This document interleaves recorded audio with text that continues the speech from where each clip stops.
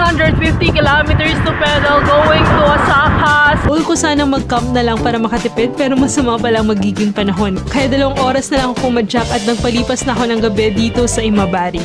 Maliit lang siyang lugar at tahimik. Ako lang din ang guest sa hostel. Kaya very accommodating din yung may-ari na pinag-drive pa ako sa restaurant kahit 75 years old na ay laban. Kasunod kong tatawirin ay ang Shimanami Kaido na may habang halos 70 kilometers na dinudugtong ang 6 na isla. 65 kilometers lang ang pinadyak ko at nag-camp na ako dito sa tapat ng dagat.